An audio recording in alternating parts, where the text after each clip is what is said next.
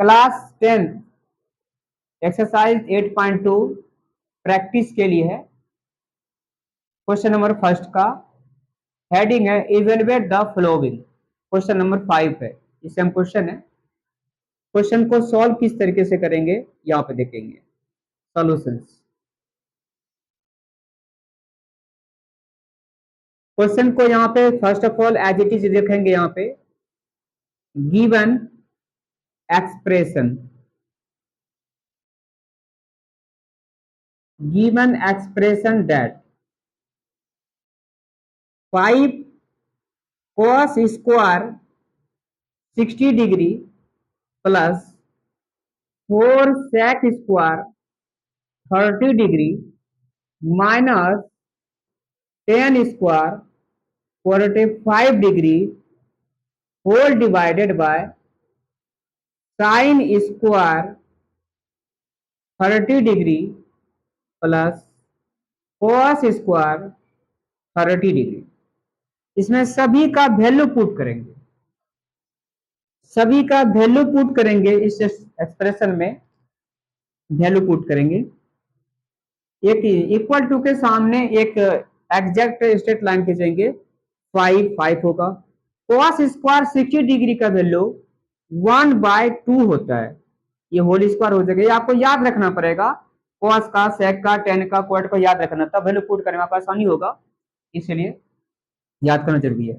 तो cos 60 degree का value 1/2 का ये स्क्वायर है तो इस होल स्क्वायर होगा, प्लस 4 sec स्क्वायर 30 डिग्री का वैल्यू होगा 2/√3 2/√3 होगा, इसका होल स्क्वायर है, क्योंकि 4 sec स्क्वायर 30 डिग्री है, इस तरह से 30 डिग्री दिस हो जाएगा। माइनस 10 स्क्वायर 45 डिग्री, तो 10 का 10 45 डिग्री का वैल्यू होता है, डिग्री का वैल्यू होता है 1, तो 1 का स्क्वायर हो जाएगा। नीचे है आपका न्यूमरेटर और डिनोमिनेटर में लिखा हुआ है साइन स्क्वायर 30 डिग्री प्लस में कॉस स्क्वायर 30 डिग्री है, इसका वैल्यू नहीं रखना है, इसको हम यहाँ पे फार्मूला से यूज कर लेंगे, क्योंकि we know that sine square theta plus में cos square theta equal to 1 होता है। तो so similarly sine square theta plus cos square theta equal to 1 हो जाएगा, इसका वैल्यू मैंने यहाँ पे पुट कर देंगे, इसलिए 1 हो जाएगा। अब इसका ऐसे रखने से यहाँ पे कोई मीनिंग नहीं होगा यहाँ पे, इसलिए हम इसको डायरेक्ट सॉल्व करेंगे। अब ये देखो 5 टाइम्स इंटू 1/2 का स्क्वायर, इसको सॉल्व करेंगे तो क्या हो जाएगा 5 इंटू 1/4 हो जाएगा, प्लस 4 इंटू 2/√3 होल स्क्वायर के यहाँ पे क्या होगा 2 अपॉन में, नो 2 नहीं होगा, 4 अपॉन में 3 हो जाएगा, माइनस 1 का स्क्वायर 1 हो जाएगा। ये सारे न्यूमरेटर वर्क है और डिनोमिनेटर आपका 1 ही ऑलरेडी है, इसको हम सॉल्व कर लेंगे। डायरेक्ट सॉल्व करने से क्या होगा, यहाँ पे इसको सॉल्व करेंगे तो यहाँ पे क्या हो जाएगा 5/4 हो गया, 5/4 प्लस ये क्या होगा 4 4 जा 16, 16/3 हो गया और माइनस का 1। फिर इसका सॉल्व करेंगे, इसका वो सॉल्व करेंगे तो रिमाइंडर कितना हो जाएगा, नहीं इसका एलसीएम फाइंड करेंगे तो ये एलसीएम क्या होगा 12 हो जाएगा।